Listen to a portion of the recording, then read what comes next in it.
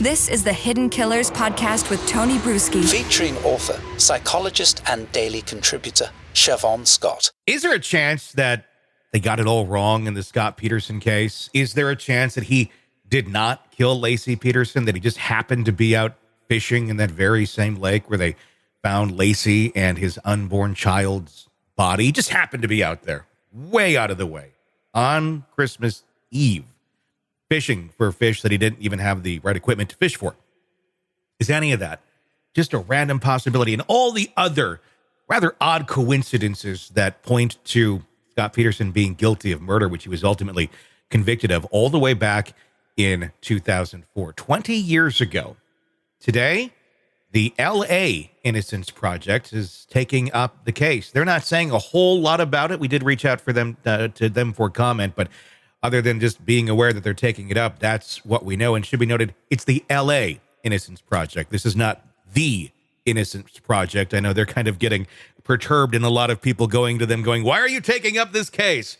The LA Innocence Project, if you'd like to lodge your complaints against anyone, is the correct one to go to. Joining me to discuss, Shavaun Scott, psychotherapist and author. Scott Peterson, it's a case, a tale as old as time, if you will. What are your thoughts on this coming back all these years later here with this possibility? Maybe there's some new evidence. They're specifically taking a look at a van that was on fire and they believe might have some DNA or blood on a mattress that was in the back of it. Well, we sure don't want the wrong person to be in prison. And, so I think anytime there is potential new evidence, it's a good thing to take a look at it. So I wouldn't quibble with that. But you don't need to be a mental health clinician to say that Scott Peterson was not a very nice person. And the relationship with Amber Frey, I think, if that alone was going to convict someone, that would have done it. It was really appalling to listen to. I re-listened to those audio tapes this week with, the conversations where he just lied so fluidly to her. And that, I think, was the nail in the coffin originally. I mean, he looks so psychopathic. So, but yeah, if there's new evidence, let's look at it. We don't want the wrong person. And just because you're a slimy husband, that doesn't necessarily mean that you're a murderer. So yeah, I mean, and that's exactly the thing that we're looking at. I mean, you look at the Alec Murdaugh trial, things of that nature, where these things might get a second shot. Again, they're horrible human beings, but again, doesn't always make somebody a murderer. If you're a psychopath, it doesn't always make you a murderer as well. Let's talk about Scott Peterson a little bit, because I think a lot of people are kind of going back and re-examining this case and watching some of those documentaries and hearing those phone calls. And I think a lot of people are wondering, what is wrong with this guy? How is he able to pull off this ruse to Amber Frey and to everyone else and seemingly not have any sort of emotional connection to the reality of what's going on around him and what he's lying to everyone about? Yeah, psychopathic is the right word, because this is certainly a person who, when he made a call to Amber and pretended to be in Paris, at the same time, his missing wife's memorial or the candlelight vigil was going on. And he sounded so cheery and so happy. This is a person without a moral compass. And that's something I don't think any of us could put ourselves in that position and imagine even doing that. So it certainly seems like this is a person who doesn't have the same moral standards as the rest of us. And we can only guess that there were other women he had been potentially involved with and other things that he did that, if we knew the whole story, we would find this guy kind of morally repugnant. What makes someone like Scott Peterson who he is? I mean, how does someone develop into that sort of a character?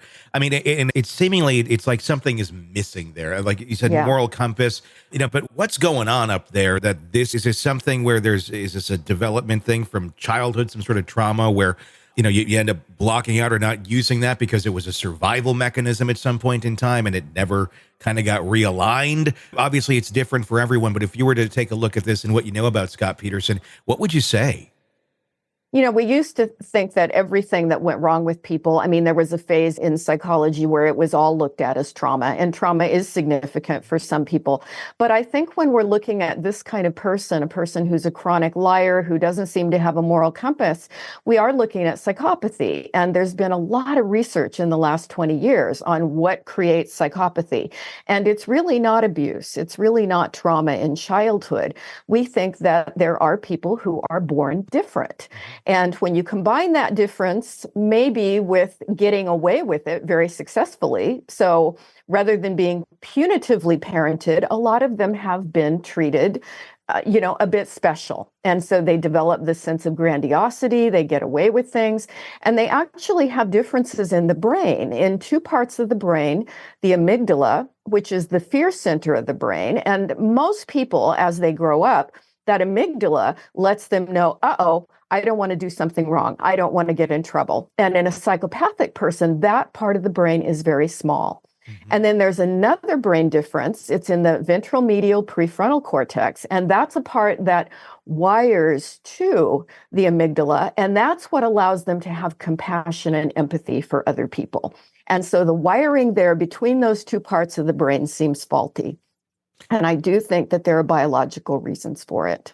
They're just different from the get-go. I mean, and, with that being said, then that allows them to view life through the prism that they do and carry out the things that they do. Everyone who's psychopathic is not a murderer. It's probably actually a very low percentage of people who are psychopathic that actually go out and commit it. But it also doesn't make for a very healthy individual when it comes to interpersonal relationships and things of that nature. If someone is like, I think this is what I think struck so many people with Scott Peterson is, seems like somebody we all know. He just seems like an average guy. If you take the psychopath, because on the surface, it's not glaring. I mean, until you start digging into this and going, wait a second, you're not in Paris. You're at your wife's candlelight vigil and you're telling her girlfriend that you're watching the new year come in and people are searching for your dead or your wife that you seemingly don't know where she is. Obviously, we know more of the truth to that, at least how the case played out.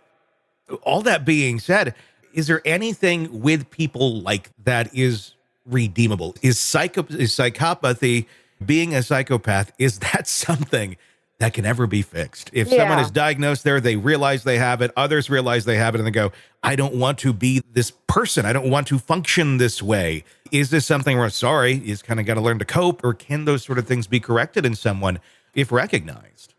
Yeah, we really can't change the brain. I mean, we'd love to, right? Give me a magic wand. There's a lot of brains I would like to change. Sure. But a very intelligent person who has psychopathic tendencies, they often don't get into legal trouble. And they may not ever commit violence, but they're more apt to commit financial crimes or, these serial relationships. They do that kind of thing, but they can seem like normal people. And when we're looking at let's just call it a mental health condition or a mental health difference, we can treat mental illness. So things like anxiety, depression, obsessive compulsive disorder, those are mental illnesses that we can treat. Medication can be helpful. And a lot of things that you can teach people in therapy. Cognitive behavioral therapy is very effective for lots of things. But when it comes to disorders of character, and this is really how the personality has developed, typically those folks, they're quite happy with themselves the way they are. So their motivation for change is minimal. And we go into more of a, how do we manage folks like that? And that's where, some kind of involvement, whether it's with a therapist, a probation officer, parole officer, you look more at how can we help them see that staying on a more moral path is going to benefit them and keep them out of trouble. And so it's a kind of a different way of looking at it. There's no magic pill for it. It's more so they have to want to be motivated. I mean, are there examples of that happening? I mean, my guess would be it would be maybe something in an interpersonal relationship where the person really wants that to be good. They realize or they come to the conclusion, they're diagnosed with something like that. I want to make that sort of thing work, but you realize my way of thinking is so out there. Is that successful? Is that common? That ever happens? Yeah. I think it can happen to some degree, but again, it's more like there's a carrot that they see, my life really will go better if I follow a straighter path here. And so you can work with them in reinforcing, look, if you want to stay out of jail, if you want to stay out of trouble, if you don't want these outrageously disturbing personal relationships with all the drama, here are some techniques you can use to manage yourself better. And I think there are a lot of people, and I think, as I say, good probation officers can serve as a motivator in that way for people who do get into the criminal justice system. You can teach people that life works better when you follow a better path. It's one of those things where most of us with healthier minds would get from point A to point B by going this way. But in order for them to get from point A to point B, they have to take a little bit different path. Their motivations are a bit different than the rest of us. Is that accurate? Yeah, they need more structure in life. So I think the more that they get some kind of external structure, because they don't police themselves very well. And so they really do need that. And it's also probably relevant that psychopathy is on a continuum. And so you have some people who have those traits and tendencies, but it's not extreme. And those are people who are more apt to learn from experience. And often in adolescence, because when we say this is a neurodevelopmental disorder, their brain is different. As kids, you'll see some of these manipulative traits. And I think if parents are able to see it, to understand it, and to parent them really effectively, that may help diminish it as they grow into adulthood. But not all parents do that. And some parents tolerate a lot of lying and manipulation from their kid. Want to listen ad-free? Want advanced access to all of our interviews before anyone else?